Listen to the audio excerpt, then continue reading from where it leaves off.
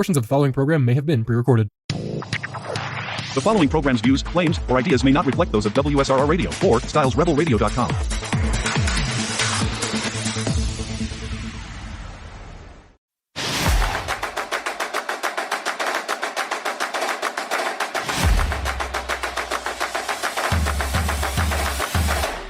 Welcome back to another exciting episode of Behind Enemy Lines right here on WSRR Radio. Nationally local, meaning we play your local bands nationally. This machine kills monopolies. Make the switch and support local music just like we do here at WSRR Radio. This is Behind Enemy Lines, your Cleveland sports talk show from Pittsburgh. I'm Lucas D'Orazio, joined as always by Dom Farrow.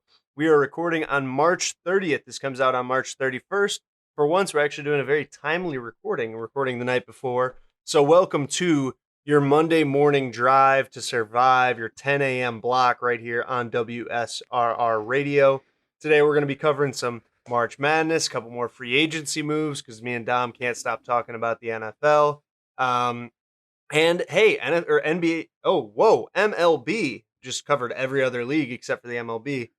Opening day happened this week, so we'll be covering that a little bit. Some news coming out of New York that Dom wants to touch on. But first, March Madness, Dom, coming to a close, and thus far, it's been a bit of a dud of a tournament. And I think I speak for pretty much everyone, sports fans everywhere, that when I say that it's been pretty unexciting, chalk all the way around.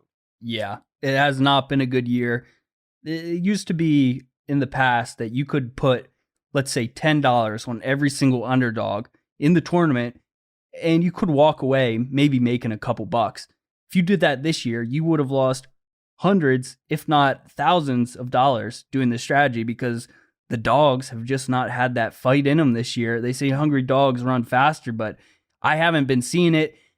Now, to be fair, the games today on Sunday, Auburn and Houston, I do think, even though they're one seeds, they are hungrier teams. Houston, the past few seasons has always come in with such high expectations. They were always one of the favorites to win the tournament, but have always had really heartbreaking ends to their season. So I think they are a very hungry team. Kelvin Sampson, a hungry coach who needs a national championship, in my opinion. And then you've got Auburn, who last year, again, wasn't, probably a top 3 favorite, but was up there. They had high expectations, an older team, and they went out in the first round. So they're still hungry teams. There's still some interesting storylines, but yeah, a lot of 1s and 2 seeds making it to the Elite 8 this year. It's going to be, or to the Final 4, I should say. So we got Auburn, Houston, Florida, and Duke, all the number 1 seeds. I don't know. Has the aura been lost in March Madness? I feel like there wasn't one single team, maybe McNeese. They won 1 round, though. There wasn't one single team that really captured the nation, that had everybody rooting for them. Not really, I would say. I mean, I'm looking at the entire bracket right now, and, McNeese comes up, but really, New Mexico, they were a 10, and they beat number 7 Marquette, but that's not really anything crazy. Colorado State's another 12-5. They beat Memphis, but then they lost on a buzzer beater to Maryland. I almost feel like Maryland kind of captured the nation a little bit with the Crab 5, but at the same time, they're a 4 seed. They weren't. It's not like they were a Cinderella team by any means. But and if then they went, and after that buzzer Florida, beater, they lost by 16 to Florida. Yeah. If they got past Florida, they would have been the country's favorite. Arkansas, though, that's really the one. Calipari, he had people rooting for him. Lucas, our last episode, like you said when you kicked off the show, we were a little bit ahead of ourselves on the recording. We were all in on St. John's. We were saying how we've got a great matchup between Calipari and Patino, and we got that matchup, but it wasn't the result we were looking for. And the Rizzler, we all had St. John's winning our bracket this year, so that was a tough one. But it was always the Hogs. They went down in a tight one to Texas Tech in the round of 16. Would have been cool to see them as a 10 seed make it a little bit further. But I don't know, where do you go from here with college basketball? Is this just the new norm, or do you think this is kind of a fluke? Because I think it was very similar last year outside of NC State. I think it is a fluke, but I also kind of like am worried that it's going to continue in this fashion because of the transfer portal. Like we keep seeing how much the transfer portal has changed college football, and I think it's changing college basketball in front of our eyes too. And like it's almost surprising because not that the portal was as prevalent before, but like transfers were very common and popular in college basketball, more so than in college football, I'd say. I think that there was a lot of guys who, like we talked about Arizona, they have a player who started at Duquesne. Me and you both went to Duquesne. Shout out to the Dukes. They made it last year. This year, not quite as dramatic of a season for them. I believe it's Auburn, not Arizona. That's right, Auburn. Sorry, I knew it was an Chad A. Baker, Missouri. That's exactly right. Was it? Now I'm messed up. But yeah, I feel like that happens. Like that happened before the portal even opened. Like when we went to Duquesne, we had a guy named Sincere Carey came in freshman year with me and you, and then by the end of his career, he was at Kent State. And like, not that that's a huge upgrade, like going from the A10 to the MAC, but still, it is like a transfer that he transferred up. And like you saw that, you've seen that a lot, like where someone ends up at Duke or someone like that, and it's like, oh, he actually started his career at a mid-major team. Yeah. Whereas now it's happening way more. So like all of the good guys who are on mid-major teams, like look at Robert Morris this year. They made a little bit of a run. They got into the playoff or into the bracket, and of course they lost in the first round against Alabama. But you know they were a good team. They only lost by 9 to Bama. They made it a little bit interesting. I think 4 of their starting 5 all are transferring now.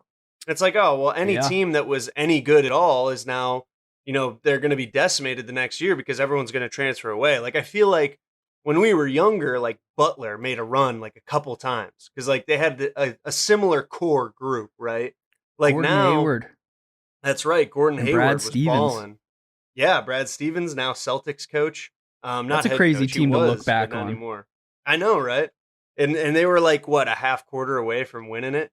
Very close. Yeah, the Butler Bulldogs. You got to love that. But I just feel like there's so many, like, the transfer portal, we've talked about how it's changed college football, and, like, it's changing college basketball maybe even more. And I think that it's not getting talked about as much because money in college basketball almost kind of always won out. You know what I mean? Like, Duke has the most money for basketball recruiting and things, so they get the best high school players. But now they're getting that, and they're getting the best other college players. Like, obviously, they have Cooper Flagg, who's going to be a one and done, who was the best college basketball or high school basketball player last year. But now they're also getting transfers who are, the best mid-major basketball players and stuff like that. So I think as much as I'd like to say it's a fluke, and I think it is a little bit because just how few upsets there were, I wouldn't be surprised if this is kind of the way that college basketball trends. Yeah, I mean, the Sweet 16, I saw a few things going around. Out of the starters, yes, for these I know teams, exactly which graphic you're going to talk about, which I was going to mention, but go on. Only one of them had all 5 that started with that school, and that was Purdue. And you look at some of these teams, and some of them you wouldn't even be able to tell like which schools they are. Yeah, I was struggling. I was trying to. I was looking at all those. It was a graphic of all 16 Sweet 16 teams, and it said where their starting 5 started their basketball careers.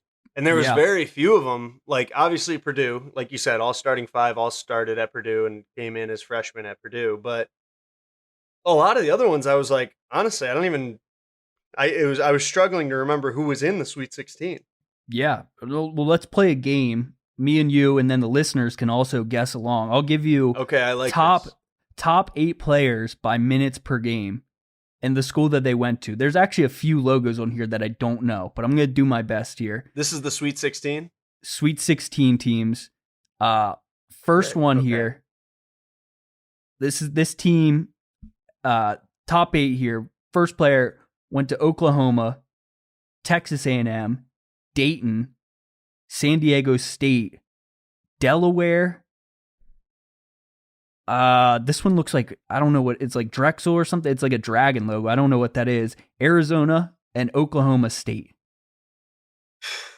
I would guess Arizona just because Arizona was in the Sweet 16. Is that who it is? Listen, I started you out with one that was impossible to get. This was Kentucky. Kentucky didn't have a single person. That one was impossible. This one will make it a little bit easier here.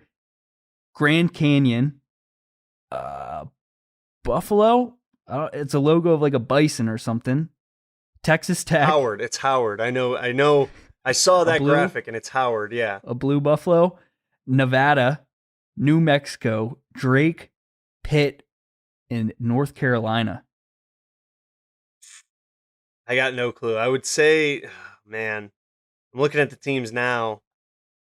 Is it Ole Miss? Were they even in the Sweet 16? Where's the Sweet 16 start? I don't even know. It is not Ole Miss. Right now.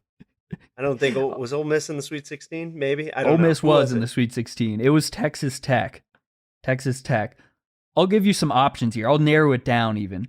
Let's go. So we did. We did Arizona and we did Texas Tech, right? So now we'll go to the South Kentucky region as well. You said you did Kentucky. Oh yes, and Kentucky. Tech. All right. So West and Midwest region. We'll go to the South region. So that narrows it down to 4 teams: Auburn, Michigan, Ole Miss, and Michigan State. All right, the 8 players, where their original teams: Virginia Tech, St. Peter's, Ole Miss, Louisville, Duke, Vanderbilt, STU, and Ole Miss. I got to guess Ole Miss. I mean, there's 2 of them there. Yeah, you narrowed it down there. All right, we're going to stay in the South. Auburn, Yale, Texas Tech, Ohio State, North Texas, Michigan, Alabama. Now, this one is tricky because you said Auburn, but I know that there was someone in the Sweet 16 who also had an Auburn starter. I think it's Michigan, right?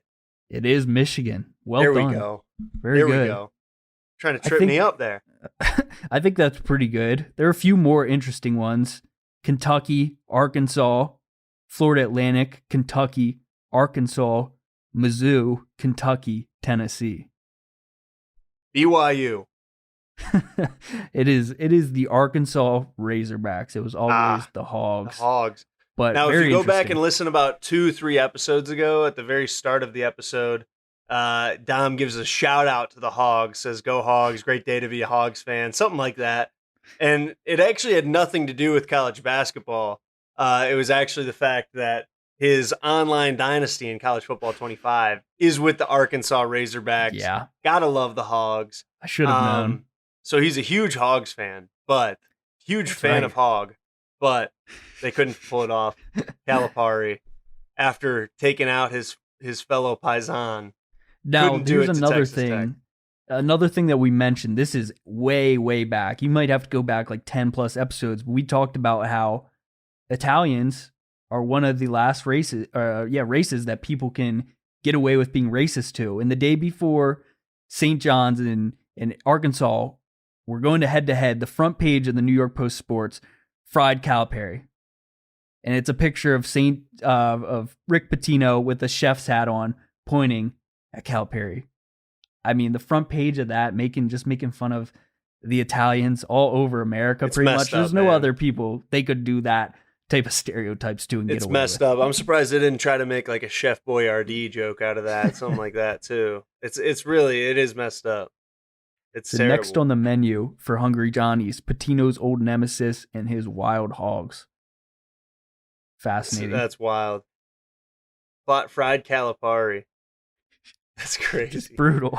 I mean, you That just is can't do that wild. with anybody. You couldn't. I'm like trying to think of anything, but it would just be too absurd to even say. Like, yeah, I think you should maybe you should steer away from that. Steer away from any other similar. Okay, all right, I got one that's not too bad. It would be like if there were like 2 Australian coaches going against each other and be like, all right, let's put another shrimp on the Barbie or something. Okay, yeah, That's I like fine. that. That or it'd be one like you can the tumble down under or something like that. That one's fine. All right, Australians and Italians. That's it though. Yeah, but people don't even make fun of Australians. Everyone loves them. Yeah. Or like, what about like Brits, like fish and chips for the old sport, something like that. That would be fair game. Yeah, something like that. Even though British people would always get pissed. I feel like British people are always on the defensive whenever Americans say anything. They always bring up like school shootings or free healthcare or something to really like be like, whoa, that really pissed you off. 216-859-8699. Let us know your favorite, or actually your least favorite thing about Britain. Is it beans on toast? Is it beans and tuna on a jacket potato? Behind Enemy Lines. Be right back after this.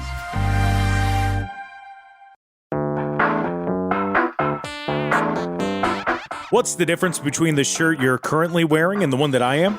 Well, both do their job of concealing us from the outside world and social boundaries. But one little black swoosh makes yours cost nearly double. That red rectangle may not change how warm you are, but it certainly changes the price tag. The truth is, nobody cares about the details. Get to the point with GenericClothes.com. Have a laugh at the big brand clothing company's expense with shirts that simply say sports team, political statement, music band, and more. A shirt for any occasion and the perfect gift. GenericClothes.com.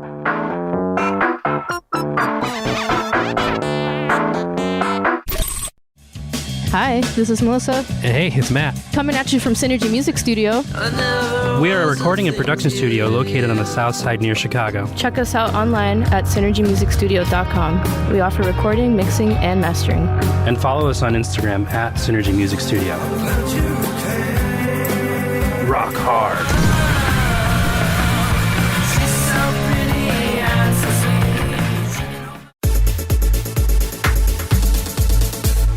Welcome back to Behind Enemy Lines here on WSRR. We are brought to you by Hellbender Vinyl. Hellbender is Pittsburgh's first and only custom vinyl record pressing plant. And it's one of America's most trusted record pressing plants as well. It's perfect for local and independent artists who want to take their album release to the next level. So don't settle for a bunch of ones and zeros floating around on the internet. Have a physical album release with Hellbender Vinyl. Hellbent on quality, hellbent on service, hellbendervinyl.com. And Lucas, I just saw that they teamed up with Mountain Dew. They teamed up with Mountain Dew and Seal to create the song from their commercial, Kiss from a Lime. A little parody of Kiss from a Rose. That's right. And it's a beautiful looking vinyl. Yeah. It's really clean. Printed I on want some it for mine. Mountain Dew lime green vinyl. It looks absolutely beautiful. Baja Blast green, translucent. I mean, it's clean, and I think I need it for my record player. Yeah, and honestly, now that you're saying it, it's making me thirsty for a Mountain Dew. I couldn't even tell you the last time I've had a Mountain Dew. When's the last time you drank a Dewski? The only time I drink Mountain Dew, I don't like regular Mountain Dew. I don't like the Code Red. I don't like whatever nonsense they got going on. I do like Baja Blast, but the only time I get it is if I'm at Taco Bell. And for a while, I think that was like the only place you could get it. Yeah. But I think they sell it in stores now. I've only had the Baja last time was Blast probably a very few amount of times actually have I experienced the blast. It's pretty decent. It's got a nice lime flavor. Mountain Dew, I don't know what I'm tasting. But to answer your question, it's probably been, 6 months. I try to go to Taco Bell once a year. And every time I'm disappointed. But, a year goes by and I see the commercials. I'm like, that actually looks pretty good. But it's never that good. But the Baja Blast, that always hits. It's been a while since I've been to a Taco Bell. I'll tell you what. It has been a long while.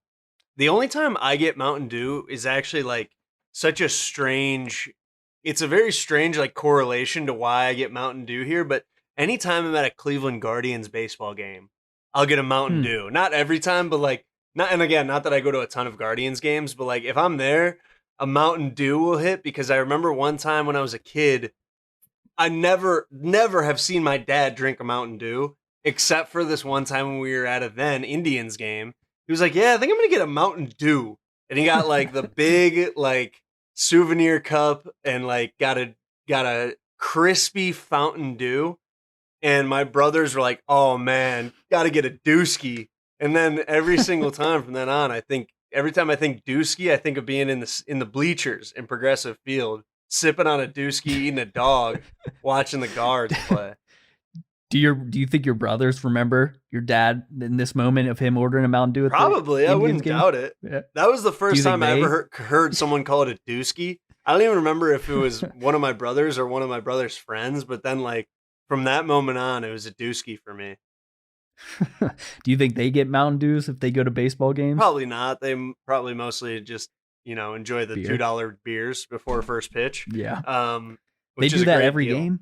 No, not every game. It's Yeah. I don't know when it is, but there was a game I went to last 3 summers ago that it was before first pitch. It was $2 Miller Lights, and it's only like the 12-ounce can, like not the huge ones, but it was $2 Miller Lights before first pitch, and it was Dollar Dog Night.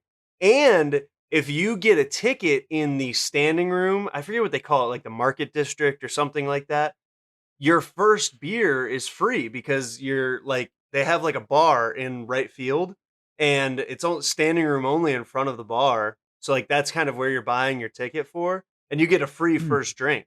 So we got, Wow. not that we It's drank dangerous. them all before first pitch, but we got 8 beers, I remember, before first pitch. We hadn't kind of had a couple of them like for after first pitch. Then I went and got my free beer, and then I got like 3 or 4 hot dogs, and like on the day I spent like $20.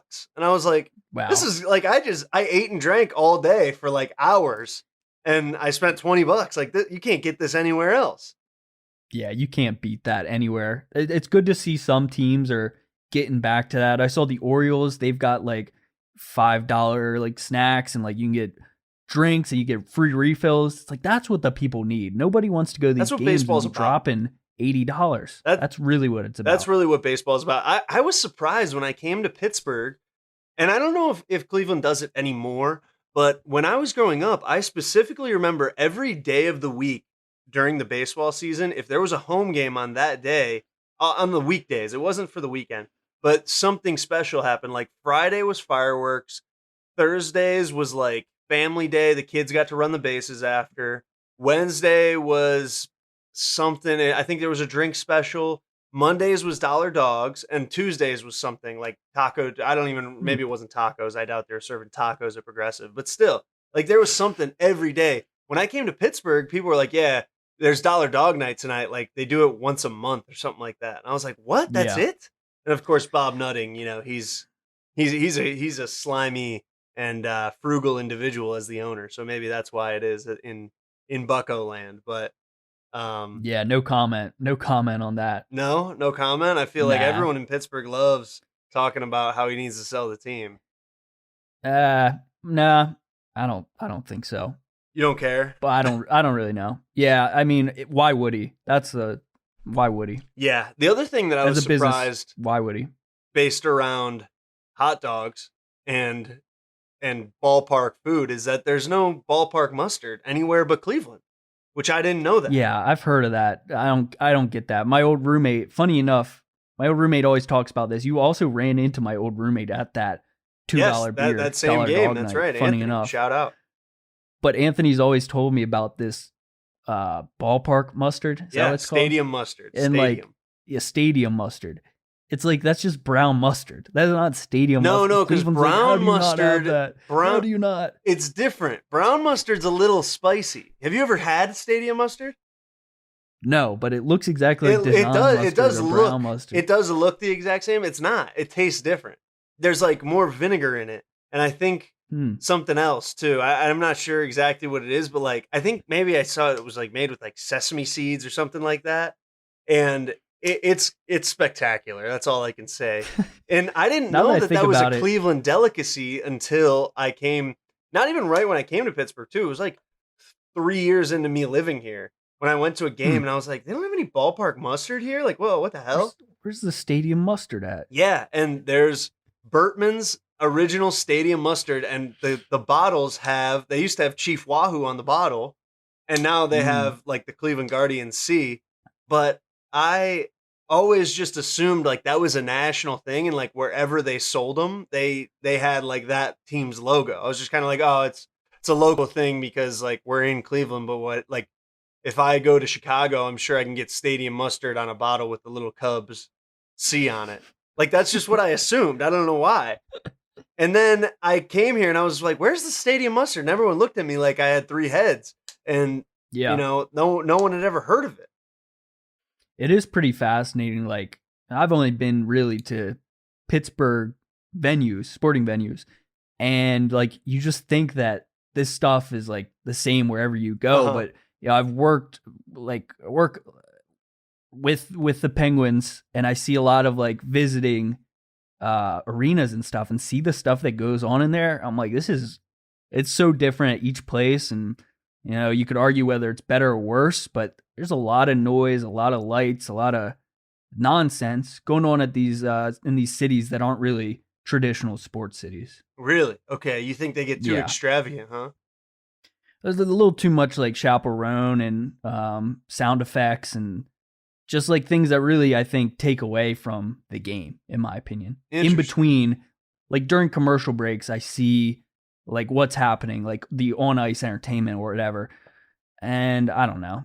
It's weird seeing I've all noticed the different stuff. I feel like, not that like Pittsburgh and Cleveland don't do like fun things in between like innings or, things like that. But I feel like when I see like things on Twitter of like the entertainment between periods or quarters or whatever, or innings, it is a little bit more outlandish than I grew up with in Cleveland. And I almost think it's because like in other cities, like if it's in LA or something, like it's more of an entertainment spectacle to go to a game. Whereas like if you're in Cleveland and you go to the Guardians game or you go to the Cavs game, it's because like you care about the Guardians or the Cavs' success. Same thing in Pittsburgh. Like you're there, like the sport is the entertainment. You know what I mean? Yeah. There's enough true sports fans. Yeah. And especially when these sports are happening in the dead of winter. Yeah, you can see cool stuff happening in Arizona, or they're not in Arizona anymore. But yeah, like you said, Los Angeles, Anaheim, they're all happy and joyous, and people wearing t-shirts and stuff. It's like people who are going out in the snow to see their Penguins, they don't care about, watching someone stand on a unicycle and balance plates on a stick. Oh, don't talk about the red panda. Is that the lady who she's actually pretty the cool. bowls She's onto her actually head? dope. That lady's pretty crazy. She is awesome. The other thing I've noticed about like the difference in sports city that you don't really think about until you're outside and things like that is when I bought my fiance's engagement ring. I remember I went to pick it up and it was a different guy who was there than the guy or the person who like sold it to me. Then they get it custom made. I have to go back to pick it up at a separate time. And the guy was like, "Oh, so what do you do?" And at that time I was in sports broadcast. I was like, "Oh, I'm in sports journalism. Like that's what I studied, broadcast journalism, stuff like that." He's like, "Oh, where are you from?" "Cleveland." "Oh, okay." He was like, it's crazy because I used to live in Charlotte. And he was like, the average football fan there and the average people that call in there and the average sports show there is so much worse than in Pittsburgh and Cleveland. He goes, "I've lived in Pittsburgh. I grew up here. I lived in Cleveland, and then I lived in Charlotte for a while." He goes, "The people there don't know the sport as well.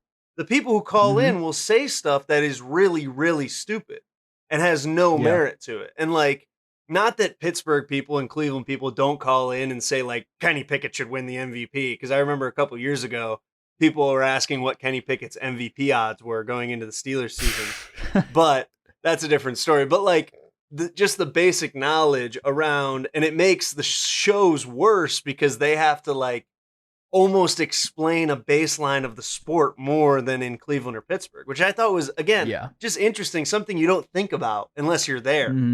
Unless you experience. That's what's the best about like those New York sports radio. Like they'll shut down idiots right away. Yeah. These stations in Florida, in Carolinas, it's you're dealing with casuals. Yeah. And you have a lot of listeners who are casuals. Whereas in Cleveland and Pittsburgh, you have people that call in and say, "I've watched every Browns game for the last 30 years and such, blah, blah, blah. I think that's, whatever." They have like better formed opinions almost, And I think it gets that way. Like the more recent a city has gotten, a professional sports team, the worse the culture is, in my opinion. Yeah, oh, 100%. Or the more casual it is. Like, the first thing I was thinking about was Las Vegas. The Vegas Golden Knights inside of that arena is unlike anything I've ever seen in sports anywhere. They've got girls who are wearing like barely any clothing, who are like trying to distract players and stuff, like during warm-ups. They've got all these like pyrotechnics and stuff. It's just not like the NHL I'm used to seeing. Yeah. Once you get outside of those original 8 teams, I'm sure a lot of them. Now, not all of them, of course, because, you know, the Penguins and the Blue Jackets aren't original 8 teams, but like, you know, there's more tradition in other, you know, it does. There whether or not there's tradition in a city and in a sports team really does make a difference. Yeah. We might be talking about the Blue Jackets pretty soon. Only 2 points out of a wild card spot in the NHL. I'm sure Blue a Jackets lot of Clevelanders bit. are going to be listening to that. I'm a big fan of the Blue Jackets. I love a lot of the players that they got on that team. I'm pulling for them. Ahead of them right now, you got the Rangers. Nobody wants to see them in the playoffs. The Canadiens and the Senators. Canadiens and Senators, I like both those teams too. They're pretty good. Senators probably got locked with that first wild card spot, but Canadiens, Rangers, and Blue Jackets only separated by 2 points right now. So it's going to be an interesting finish to the season. I'm sure we'll talk about it as that gets closer. Yeah, the Blue Jackets are a fun team to watch. I used to watch a lot of them during that COVID season. I watched a ton of them. They actually were really close to making the finals. They lost to who was it? They lost to the Lightning, who then won the Stanley Cup. And, you know, they were really good that year. They had Pierre-Luc Dubois. I thought they were going to be good enough to like be good in the future. And then like things changed around a little bit. They lost their quarterback. Whoa, they lost their goaltender in what's his name? Not Bobo, and Bobrovsky.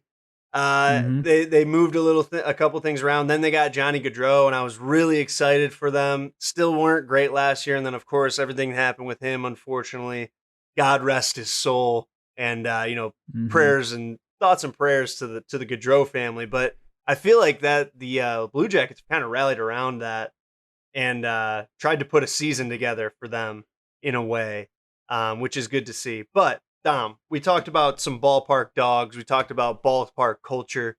Let's talk about some baseball here. We had opening day this week. The MLB kicked off. The Guardians are playing. The Pirates are playing. The Pirates, I think, got walked off on both of their first 2 games. Did they not? So actually, they're 1-3 right now, and they've lost all 3 games on a walk-off. Wow. All 3. Spectacular. And that is the first time that a team has lost had their first 3 losses come on a walk-off since 1925. And that team was none other than the Pittsburgh Pirates. So it's pain. That's wonderful. It's pain right now. They played them. It's been 100 years since someone's done it, and it's the exact same franchise. Yeah. What are the odds? Constant pain. It's just constant pain. But I guess you take the 6 Super Bowls with the pain of the Pirates, but they had their fair share. Yeah, not of to mention the 3 or 4 Stanley Cups of the Penguins. Yeah, so it's a trade-off. You got to take the good with the bad. But yeah, it's sad right now. 1-3. I still have some hope. The starting pitching is awesome, but we're just gonna have to see. It's a long season. It's a marathon, not a sprint. But the Yankees. Yeah, this is what we're here to talk about today. This is one of the more fascinating things I've seen in baseball in a while. I believe it was their second or third game of the season. They set a franchise record with 9 home runs. And this was a game that they unveiled these new bats that they're calling torpedo style. And they're a bit different. Now they moved a piece of solid wood into the part of the bat where the ball would hit. Basically, they made the hardest part of the bat where you're hitting the ball. And this is just blows my mind because this is the 150th year or almost 150th year of the MLB. And we're just figuring out now that we can just adjust a bat and still have it perfectly legal. And it makes you hit the hardest part of the bat. It just like this seemed like a no-brainer this whole time. And the Yankees are just destroying it right now. I think they had 5 or 6 home runs today. So this next week or two, I think is going to be really fascinating to watch within the MLB, because you're either going to see one, teams copying this because the results are clear that when they make contact, they're hitting it harder, they're hitting it further. And then the second, potential thing that can happen is that the MLB changes the rules. They make them get rid of these bats. I don't know what's going to happen right now. Aaron Judge has like freaking 7 home runs through 4 games. He's unbelievable. The Yankees can't stop hitting the laces off the ball. What do you think will happen first? Do you think everyone adopts these bats, or the MLB gets rid of these bats? I wouldn't doubt that the MLB gets rid of them. I think that it's interesting because like there's so much, we talked about tradition in like teams and franchises, but there's so much tradition in baseball. Like you're still hitting a baseball that would, the baseball hasn't been changed the way they make it in hundreds of years, right? The bats pretty much, I mean, for the most part, they really haven't changed that much. Like, even there's been so much controversy in the past of like corked bats or, a bat not being the right length. And like, there's all these rules and regulations, I feel like, around the sports equipment. And all of a sudden, like someone makes a change and like, I can't believe that they didn't get them cleared by the MLB. Like, it seems like they would have had to go to the MLB's Rules and Regulations Commission and kind of say like, hey, we're thinking about using these new bats. Like, because I would assume all of the equipment that you use in the MLB has to be regulated and like cleared, right? Yeah, and it is. And there are specific rules for like what the bat must be. And I'm kind of like reading up here while we're talking about it. One of the rules is that MLB bats must be made from one piece of solid wood, be no more than 2.61 inches in diameter at their thickest part, and not exceed 42 inches in length. And they haven't broken any of those rules. I'm also reading that they apparently hired an MIT physicist who designed these bats. It's really fascinating stuff going on right now, and it's making a huge difference in their game. Yeah, and I think one of two things is going to happen, like you said. Either they're going to go away pretty quickly, and the Yankees are going to probably still be fine because they have the highest payroll per usual, or at least top 5. As always, they pay the most money to their players. There's no cap in baseball, which is the stupidest thing a league can do. I refuse to think otherwise. Or someone's going to make a ton of money, and it's going to be this MIT guy. Like, he's going to start selling them to every league or to every team in the league and leagues below. Like, all the minor leagues are going to start using them. He's going to be living like he has generational wealth. He's going to make billions of dollars. No one in his family with his last name is ever going to have to work again. And, other people are going to start buying that patent and things like that, other companies. And, that guy's going to make a ton of money, profit, props to him. That's the word I'm looking for. It's probably going to change the way bats are designed everywhere. The aluminum bats 100%. Are probably going to change the size of it. But there's the last stats on this. 3 games this season with these torpedo bats, 15 home runs, 30 plus runs, and double-digit runs in back-to-back games. Do you ban the bat? I wouldn't doubt that they do, but at the same time, like you said, it doesn't break any of the rules. It's the right length. It's the right diameter. It's one single piece of wood, which kind of makes me think, like, what's different about it? Like, it seems like if you look at it, if you Google them or see it on Twitter, it looks like the end of the bat is a little thinner. It does look like a torpedo. The very end of the bat is a little bit thinner than the thickest part where you would hit. But I guess this is why I'm not an MIT physicist, because I don't understand why that makes that much of a difference. But yeah, like you said, it's one or the other. Everyone's going to start using them, or no one's going to be allowed to use them. And I wouldn't doubt, though, that the MLB goes the way that no one can use them, because like they've shown that they don't care about whether or not the product is what people want to see. Like, I'm sure everyone would love to see everyone move to these bats and get to see 6 home runs a game and get to see people score 10 runs all the time, and these shootouts where there's 20 total runs in a game or more. But I wouldn't doubt that the MLB is just like, no, we've been doing it for 150 years one way where no one gets to have fun, and we're going to keep not having fun for another 150 years. We can't have steroids because too many people watched when we had steroids. So we can't have that. Whoa.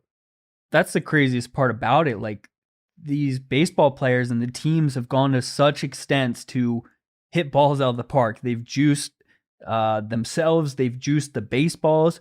They've done so much to make more home runs, to get more action in the game.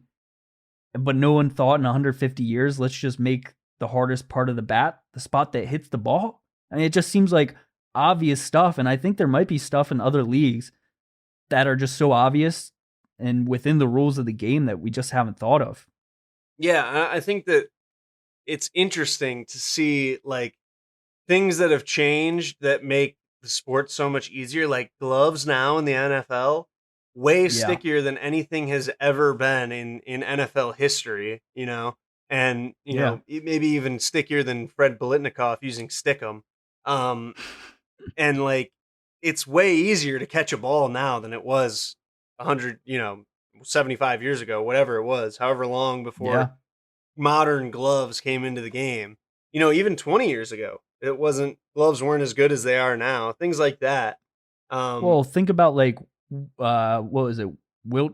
Julius Irving. He played in freaking Converse. Yeah. That definitely didn't help his game. No, definitely not. Technology evolves, so I don't think they should ban this bat. I think everybody should adopt it. That's my personal take. Yeah, look at the NFL. People used to play on pretty much carpet. That AstroTurf, like, they wouldn't even wear cleats on it. They'd wear basketball shoes because it was basically carpet, and that was the best way to get grip. Things change throughout the sport, and in the end, it makes the sport better, and people like it, or else they would ban it. So I think that you're right. Everyone should start using them. 216-859-8699. Let us know what you think the next advancement in sports should be to make a sport more fun to watch and, you know, more palatable. Behind Enemy Lines, back after this.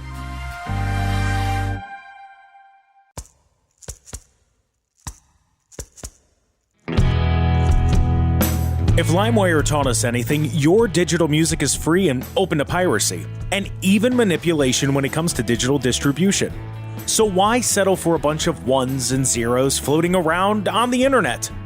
Make your release something special with Hellbender Vinyl. Hellbender is one of America's most trusted custom vinyl record pressing plants and works with local artists to get their next release pressed exactly to their liking. So check out Pittsburgh's first and only custom vinyl pressing plant today by visiting hellbendervinyl.com to get started. And don't forget, all customers at Hellbender Vinyl get 5 free test presses at no additional charge.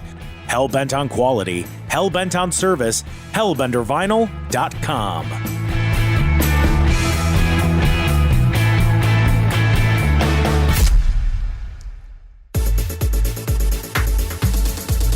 Welcome back to Behind Enemy Lines right here on WSRR Radio, which is sponsored by GenericClothes.com. Nobody cares about the details. Get to the point at GenericClothes.com. Don't sell out to the big brand clothing empires and their prices. Make a statement at their expense with GenericClothes.com, who is sponsoring our March Madness Bracket Challenge. The winner of our Bracket Challenge gets a shirt from Generic Clothes that says Contest Winner. Just absolute aura dripping off of that shirt. Right now, I'm in like 9th place in the bracket challenge because I thought that I was feeling good. First round, I was looking good. I was in first place, and things fell apart quickly after the Johnnies went down. The leader right now is ESPN fan, and then like 8 numbers, who has Auburn winning it all. I don't know who that is, but whoever it is, if it's you, congratulations thus far. Knock on wood. Don't want to jinx anyone. But they're in the running. They are the favorite right now to win GenericClothes.com's free contest winner shirt. So congratulations. Look out for some other things that we'll do throughout the sports season. Follow the Instagram account, the WSRR Instagram account, so you won't miss out on anything that we do, because we do some fun stuff here at WSRR, such as our March Madness Bracket Challenge. Dom, last segment of the show. Of course, got to talk a little bit of NFL.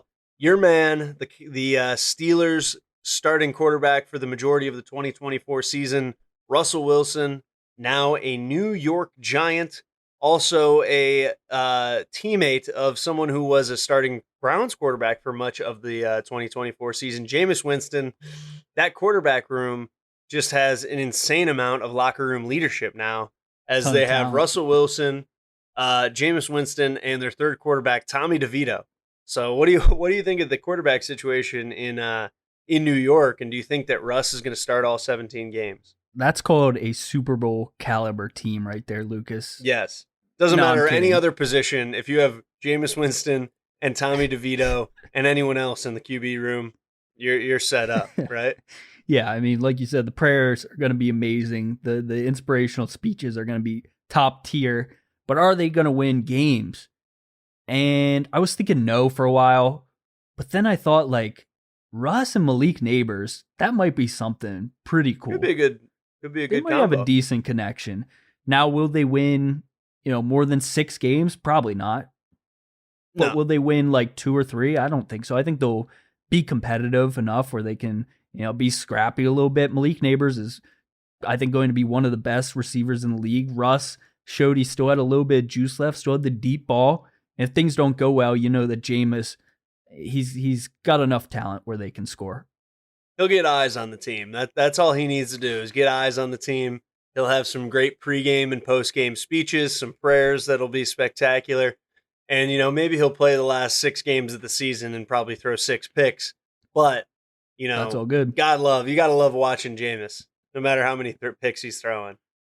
I think the Giants probably are going to regret the Tommy, or I think they do regret the Tommy DeVito signing. It just makes no sense to keep him around. Like, Yeah, they probably thought they weren't going to get Russ. Yeah, I don't think it makes any sense. And now I feel like, not that this is necessarily a bad thing, but they probably aren't going to take a quarterback now because, again, not that any of those 3 guys are your franchise guy, but they're not going to cut DeVito now because that's just going to be dead cap space.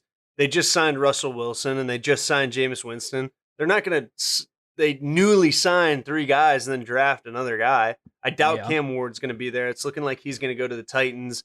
Sounds like Browns are going to take Abdul Carter, fingers crossed for me, at number 2. We'll see what happens there. But either way, I don't see them taking Shador at 3. Yeah, that'd be too much. I think they're going to play this one smart for once in this organization, last 20 years, and they're going to wait for the better quarterback class next year. They know they're in a very similar situation, but they know that situation could change in an instant if they get an Arch Manning or somebody better, whoever proves themselves. This is a weak class, and they know it. And hopefully they don't do something dumb here and shock people with drafting Shador Sanders. I wouldn't doubt that they would, though. Again, they're in New York. Wouldn't put it past them. Wouldn't put it past them at all. You made me lose my train of thought now. Shador Sanders. Oh, okay. What if they take Travis Hunter at 3? That's kind of interesting. He won't make like a super big impact, but I think it makes a lot of sense where you already have your number 1 wide receiver in Malik Neighbors. You can have a guy who can complement him every once in a while in special plays, but we've got the guy who can be out there on every single play on the offense and be successful and help this team a lot. And also have Travis Hunter on the other side being a lockdown corner. I think it makes a lot of sense. I think that would be a good I option. think that would be a great pick for them if the Browns don't take him at 2. Like I said, it sounds like they're probably going to take Abdul Carter. I wouldn't mind them taking Travis Hunter, but I think it would be really exciting.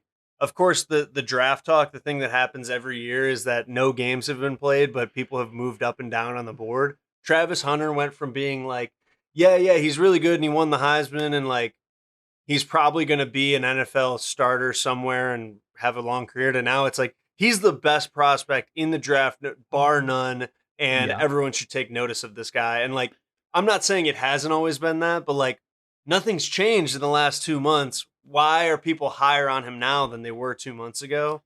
No one can really answer that. I think there's a few reasons. I think it's that, one, journalists have no clue what NFL teams are thinking. And NFL teams aren't speaking to these guys until the season has ended. So I think that's why we find out so much more information within the like 2-3 months after the Super Bowl. Abdul Carter, I think it makes a lot of sense for him being one of the best. Travis Hunter, I think still, these quarterbacks, everyone's known that they're not great. The guy that has really surprised me is Jackson Dart. I always thought of him as like a late round, maybe third at the earliest, but I've seen mock drafts where he's going to the Steelers in the first round. Yeah. I really hope that's not accurate. I hope that's not what people are hearing within the organization, because it just doesn't make sense to me. Because they can pick someone else to help them sooner. That's why you don't want that, correct? Yeah. And also, I just don't think he's worthy of a first-round pick. I don't want another Kenny Pickett situation. He wasn't he wasn't worthy of a first-round pick. Quarterbacks are valuable, but we don't need to reach so far. First round, there are more important positions. I think defensive tackle, Cam Hayward, he's still awesome, but he's not going to be around forever. So I think that is really what I'm hoping for. A guy from Michigan State, guy from Oregon. We'll give a more specific breakdown in the future, but those are two guys that I hope the Steelers draft for defensive tackle in the first round. Yeah, I think it's interesting because, like, in years past, like, I think if Jackson Dart was in last year's draft, he would have went in the third round. And, like, no matter what, like, if his season was the exact same, he would have went in the third round. And if someone would have taken him in the third round last year, I would have been like, that's a great pick. But now he's a first rounder, maybe a second rounder. And it's like, it's just because everyone else in this draft class is terrible. And I don't think he's a first round value. I think that going back to the Travis Hunter thing on the Giants, the more I think about it, the more I think that makes sense, because like you said, they have Malik Neighbors, who as a rookie showed he can quickly be one of the best in the league at wide receiver. Now you add a guy who doesn't have to be the number. He might have number one receiver skills and ability, but he doesn't have to be in Travis Hunter. So now he can kind of do both more effectively, and maybe even focus a little bit on corner his first year in the league. And I think no matter where he goes, he's going to play a good amount of both ways, especially his rookie year. I wouldn't doubt that the further he gets into his career, that he kind of turns into just a corner or just a receiver. But I think at the start of his career, people are going to try to use him both ways. And I think the Giants are a great situation to do it because of what you said. Like, he can complement a number one receiver instead of having to be the number one guy. Yeah. And then he can also be a lockdown corner on the other side. Yeah. Lucas, you got me excited talking about Travis Hunter. I'll be the first to admit I hate NFL preseason. I think it's worthless, pointless football. But that's going to be must-watch TV, his first NFL preseason game. Yeah, that'll be Shador, interesting. kind of interesting. Kind of maybe I'll check out the first drive of that. But Travis Hunter, he's like going to be the face of the NFL potentially, if he can do this both ways. I wouldn't doubt that he plays the whole first quarter as a receiver, whole second quarter as a DB, and they do that the whole preseason. Thank you guys for listening to Behind Enemy Lines here on WSRR Radio. Stick with us and listen to us next week as we talk more March Madness, more NFL free agency. Best sports show from Pittsburgh right here, Behind Enemy Lines. Thanks for joining us. Peace. The preceding program was a sponsored production. The views, claims, and ideas expressed may not represent those of WSRR Radio.